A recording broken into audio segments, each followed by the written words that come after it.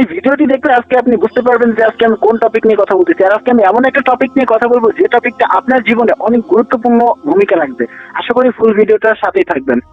Guys, ভিডিওটা শুরু করার আগে আমি কিছু কথা বলে নিচ্ছি। আপনি যদি আমাদের চ্যানেলে নতুন হয়ে থাকেন তাহলে অবশ্যই চ্যানেলটি সাবস্ক্রাইব করবেন এবং পাশে থাকা বেল আইকনটি বাজিয়ে দিবেন। চলুন শুরু করা যাক ফুল ভিডিওটি।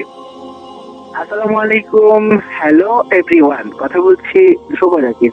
হ্যাঁ গাইস, আপনি শুভ জাকিরের ভিডিও দেখছেন। আজকে আমি এমন একটা বিষয় নিয়ে কথা বলবো যে বিষয়টা আশা করি আপনার জীবনে অনেক বড় একটা ভূমিকা রাখতে পারে। আর সেই বিষয়টা হচ্ছে সালাম। ঠিক, আপনি ঠিক শুনেছেন, সালাম নিয়ে কথা বলবো আজকে। এখন আপনি ভাবতে পারেন যে সালাম তো সামান্য একটা জিনিস, এটা নিয়ে আর কি কথা বলার আছে বা এখানে এমন কি থাকতে পারে যেটা রহস্যময়। হ্যাঁ, অবশ্যই সেই রহস্যময় বিষয়গুলোই আজকে উদ্ঘাট করার চেষ্টা করবো বা আপনাদেরকে জানিয়ে দেওয়ার চেষ্টা করবো। চলুন সেই বিষয়গুলো কি জেনে নেওয়া যাক। তবে এখন যে বিষয় নিয়ে কথা বলছি সেটা হচ্ছে সালাম। আর সালাম আমাদের জীবনে এমন একটা ভূমিকা রাখে যেটা আমরা কখনো হয়তো জানি না বা বোঝার চেষ্টা করি না।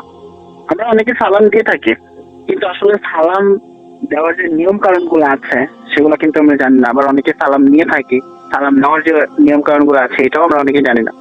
সেই নিয়ম কারণ গুলো হচ্ছে, দেখেন আপনি একজনকে সালাম দিচ্ছেন, সালাম দেওয়া কিন্তু বাধ্যতামূলক নয়। সালাম দেওয়া হচ্ছে নবীর সুন্নাত।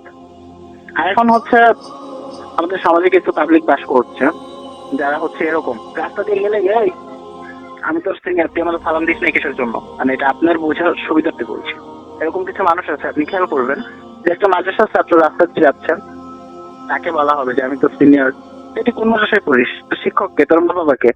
আর ভাই আপনি তার সিনিয়র, আপনি এলাকার বড় ভাই, আপনি যদি তাকে হচ্ছে আজকে সালাম দিতেন, সে কিন্তু আপনার বিষয়টা দেখে সে পরের দিন আপনাকে সালাম দিত। এই বিষয়টা আপনার অবশ্যই বুঝতে হবে। আপনি যদি এভাবে একজনকে জোর করেন তাহলে সে আজকে আপনার সামনে ভালো করে হাঁটতেছে চলতেছে বা শুধুমাত্র এতটুকু সমস্যা ছিল যে আপনাকে সালাম দেয়নি, পরের দিন কিন্তু সে আপনার সামনে একটা সিগারেট চালাইতেও কোনো দ্বিধাবোধ করবে না। ঠিক আছে, এই বিষয়টা আপনাদের অবশ্যই বুঝতে হবে। এরকম করে কাউকে জোর করার নিয়ম ইসলামে নেই। ইসলাম হচ্ছে একটা শান্তির ধর্ম, যেখানে আমরা শুধুমাত্র শান্তি এবং ভালো বিষয়গুলোই বুঝি। এখানে আমাদেরকে শিক্ষা দেওয়া হয় কিভাবে শান্তির আলো সমাজে ছড়ানো যায় বা আমাদের জীবনটা শান্তি দিয়ে কিভাবে পরিপূর্ণ করে যায়। আপনি যদি এভাবে একটা মানুষকে থ্রেট করেন তাহলে সে তো শান্তি দূরে থাক, অশান্তির বড় যেটা আছে সেটা নিয়ে আসবে আপনার সামনে। তাই আশা করবো এইভাবে কাউকে ধমক দিয়ে বা হচ্ছে কারোর কাছ থেকে জোর করে সালাম কেউ নিতে চাইবেন না। আসলে এরকমটা করা কিন্তু আমাদের জন্য একদমই উচিত না। কারণ হচ্ছে আমরা একান্ত একটা বিষয় নিয়ে সবসময় চলতে ভালোবাসি, কিন্তু এর মানে এই না যে আমাদের অ্যাটিটিউড নিয়ে চলতে হবে, অন্য একজনকে থ্রেট করতে হবে। আরে ভাই আপনি সমাজের বড় হয়েছেন এই জন্য কি আপনাকে সালাম দিতে হবে? কখনোই না। আপনি নিজে একটু সালাম দিবেন, কারণ আমাদের প্রিয় নবী তো হচ্ছে সবাইকে মোটামুটি সালাম দিত।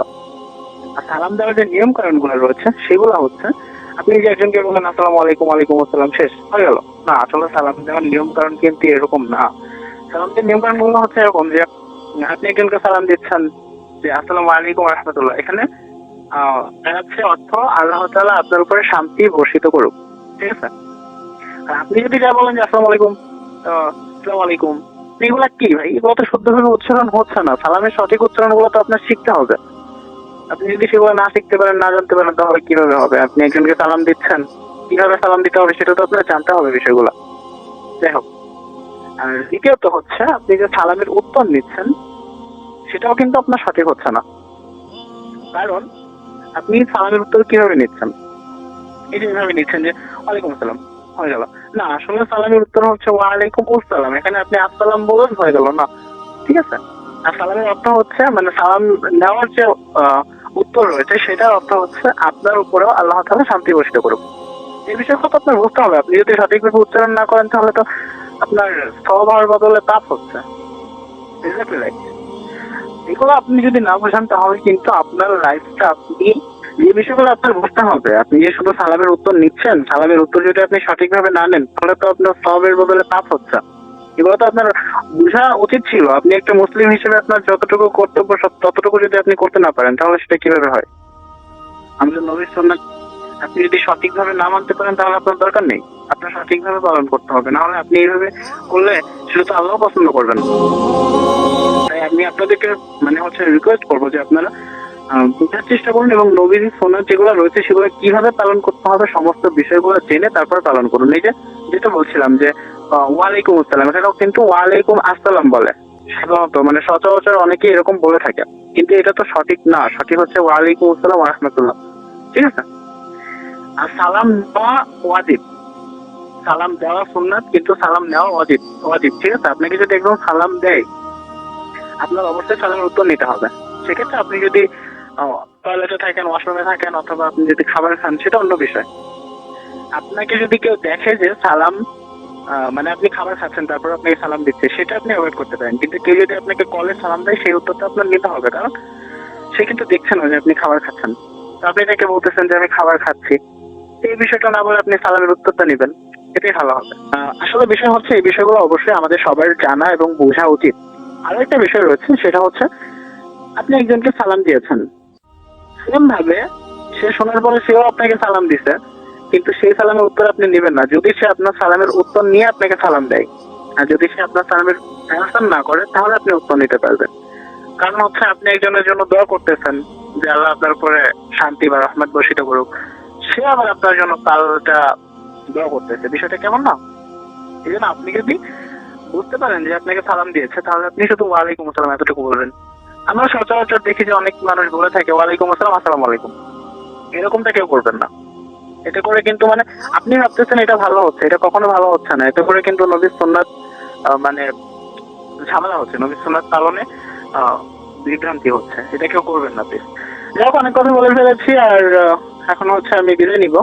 আর যদি ভুল কিছু হয়ে থাকে অবশ্যই আপনারা কমেন্টস করে জানিয়ে দিবেন, বা আপনাদের কোনো ইসলামিক বিষয়ে প্রশ্ন থাকলে সেই বিষয়গুলো কমেন্টসে জানাতে পারছেন। আমি সেইভাবে আপনাদেরকে উত্তর দেওয়ার চেষ্টা করবো পরবর্তী কোনো একটা ভিডিওতে। এবং আমার যদি কোনো ভুল হয়ে থাকে সেই বিষয়টা আপনারা অবশ্যই আমাকে কমেন্ট করে জানাবেন, সেইভাবে আমি ভুলটা পরবর্তীতে সংশোধন করার চেষ্টা করব।